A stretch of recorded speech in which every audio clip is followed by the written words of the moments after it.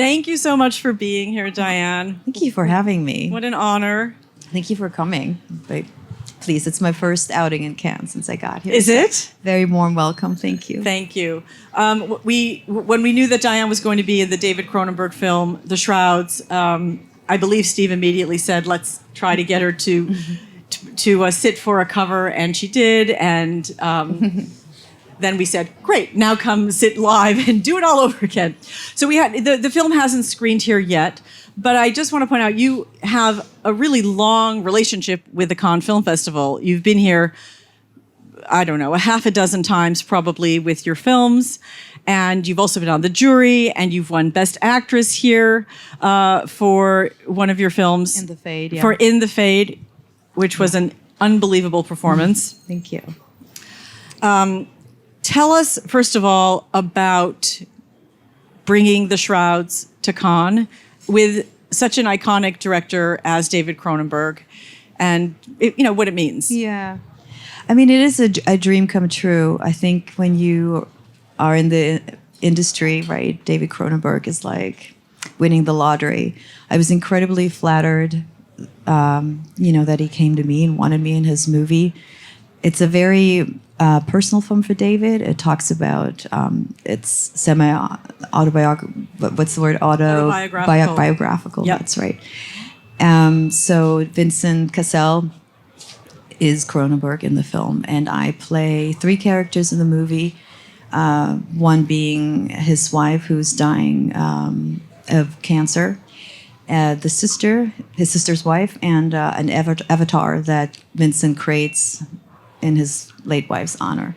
So it was, it's an emotional film for me because I feel like I was allowed to enter a very intimate space for this filmmaker. So I don't know, I'm a little nervous about tomorrow.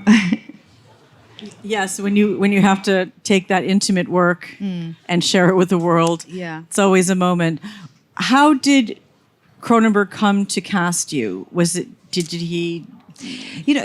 As such things happen. Last year in Cannes, it was announced that Léa Seydoux and Vincent Cassel were going to star in his next film, and then somehow along the way, Léa dropped out, and he called. Like literally, I was in Paris actually working on a French film with Vincent, and he sent me the script, and he said, "I'd like to meet you." He was in Paris, and that's kind of how it happened. And we talked for a really long time. I didn't know that at that point that the script was actually about his personal life, or some of it anyways. And so that came as a shock to me when we sat down. I was like, it's a very emotional script. And he proceeded to tell me, what was accurate, what was based on true events.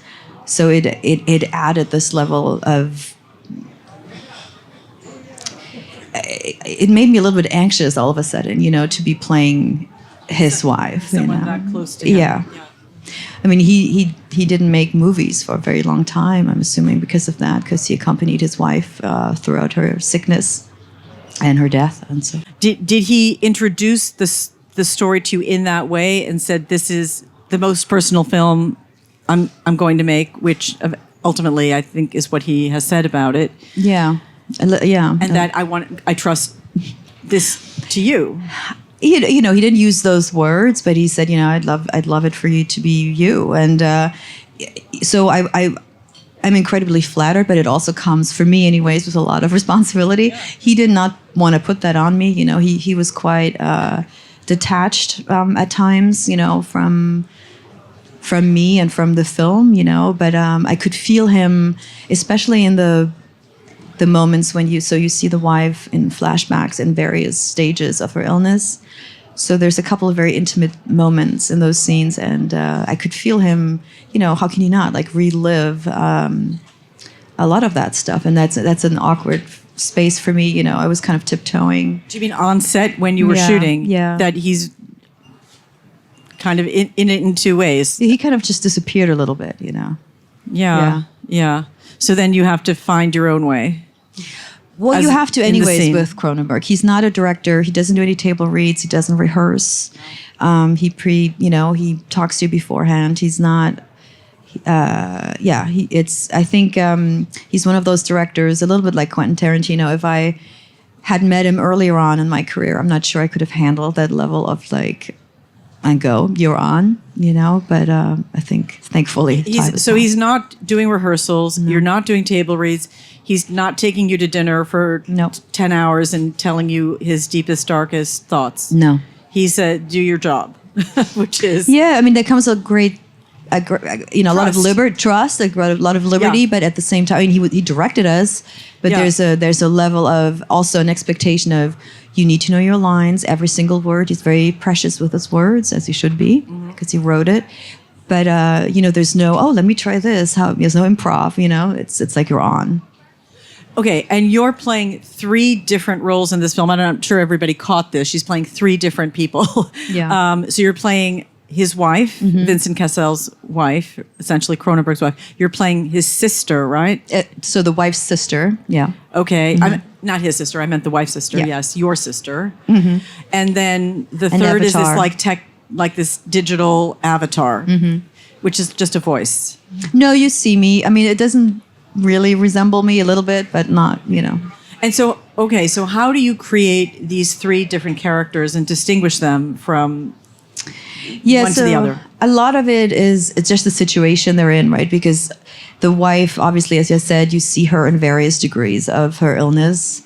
So those moments tend to be very emotional and very, they're intense scenes. And you'll see like at one point I have my breast amputated, and it's a Cronenberg movie.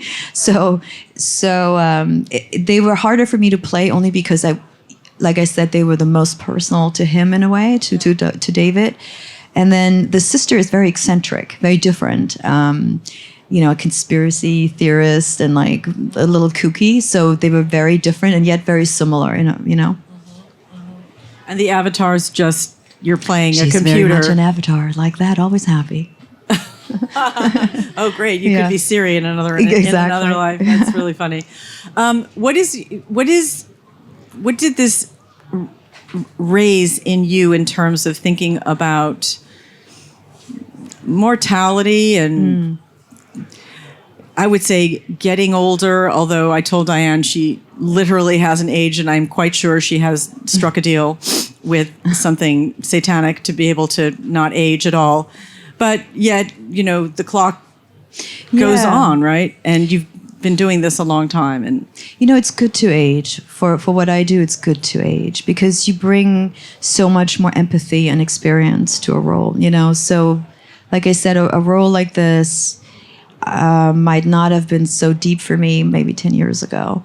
What it brings is this, yes, you're closer to your own mortality in a certain way, but also you've loved and you've lost. And you've been in long-term relationships. And what I loved about this is, there's lots of movies about grief. And that's a very personal journey for everyone. There was a movie once called Amour by Michael Haneke, which... Love that film. Yeah, and that was the first time what struck me is it's the personal relationship between a wife and a husband and their life that they've spent together and letting go of the physical aspect of just losing somebody. I don't know if you remember, like she passes and she's in bed and, she decomposes for quite some time because he can't let go of her. And so this film touches a little bit upon that. There's a line that David said to me, and I think Vincent says it in the film, that says when his wife passed, and they went on this journey together, and everybody knew she was gonna die. And he said, but when she did pass, like there's her body, and the thought of her being alone in her coffin, in death, to be alone in death, was almost unbearable. Like all I wanted to do was jump in with her.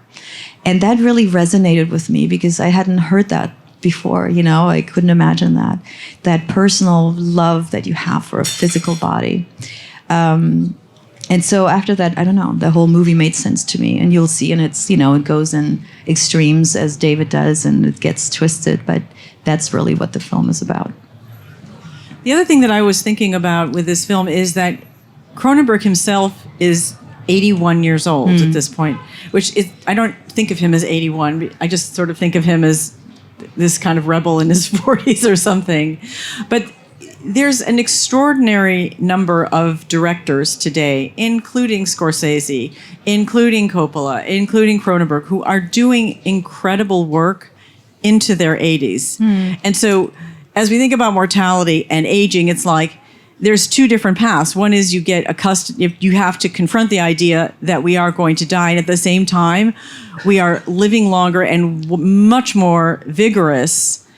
Like what the outer limit is for being a creative person and being a productive person and being able to bring your best. I mean, I would argue that Scorsese made one of his best films at 80. Yeah. Which debuted here in Cannes last year, Yeah. Killers of the Flower Moon. So I don't know if you think at all about that. I think about that a lot because, we're able to do more. Yeah, I mean, there's a certain assuredness with him. I also, at this point, his work ethic is awesome. He doesn't want to work before 9. Fine by me. I don't have to get up early. I love that. And it's some takes, he knows exactly what he wants. Some takes can be a oneer. I really appreciate his... he knows what he wants. And yet, I think he pushes boundaries because his films and his mind is just so different. Like I said, and it's his, he doesn't share much of it. But he's a pretty normal guy when you meet him. But when you watch his movies, there's a lot going on up there, Exactly. Tell me about how you think about your own career. If you're working as much as you want to be, if you're finding the roles that you would dream of and that you wish for.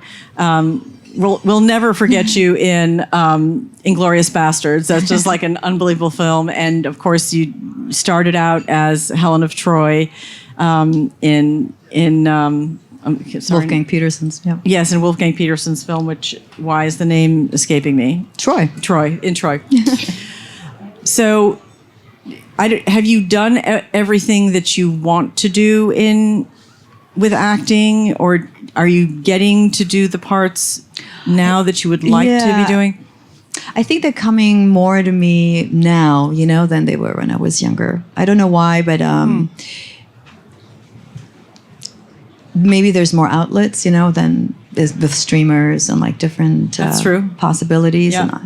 And, I think I have a lot more to say. I've always loved acting, but, it wasn't easy in the beginning. A lot of people were like, okay, so she's Helen of Troy, where do you go from there? And it's really European cinema that saved my career. I think people see or have seen me in different lights, including in The Fade. I think that would have been a film if it was in English or in an American film. I'm not sure they would have come knocking on my door, So it's always been allowing me to show a different side of me. I know that David, that's the movie he watched and called me because of that, Mm-hmm. Yeah, you think that European cinema is more forgiving or is more... I don't know if it's forgiving, but it's, American cinema, in my experience, has been very much, you are... in a movie, if it does well, you get another shot, right? If it doesn't do well, there's 15 other people lined up behind you. I think it's just a different system. I don't want to say it's better or it's worse, but it's not so actor-driven anymore. It's like you have the box office stars, and they get to do what they want to do. And then the kind of movies that, like the Cronenbergs said, they're not being made in America. Very few. Yeah, no, it's an unbelievably challenging time for independent film, for art house film, and which means that great film is having a hard time getting made and getting, presented out, brought out to the public, which is completely backwards because we have more distribution outlets than we've ever had before. So, but it's also the way people watch films, right? I think in America, it's the young kids go to the movie theaters, and the older people tend to stand home and watch it at home, right? So, yeah, they're coming back. They're coming back, but this year does not have enough films in cinemas, which is why I hope a film like yours and other wonderful films that are here in Cannes might get distribution in the United States. I hope so. Because the theaters want more films, but the studios aren't making them. And Good. So anyway, if you had, last question, is there a dream role that you would have or that you've always wanted to do? Well, I'm still dreaming about Marlene Dietrich, which has been the hardest project in my life to ever try and put together. It's still a work in progress, but I've always loved her, not just for the movie star that she was, but obviously being German myself. So that's still a project that's in the works, and I hope it'll see. Where is that at? You have a script? You have a... We had scripts. We had a show. It's all written, but COVID happened. It's an extremely expensive show to make, as you can imagine. Do you have a director? We had to direct everything, but a lot of streamers were very, very cautious after COVID. It's like a $50 million project. So all the producers in the room. Please grant this wonderful actress's wish. Please just give me $50 million. And help her, because you'll get it back in spades. Sure. No, you give me more confidence. No, definitely. Thank you. Well, I really hope to see that film too someday. Thank you. I appreciate Diane, it. thank you so much for being here. Thank you. Congratulations on The Shrouds, and good luck at the premiere. Thank you. Thank you.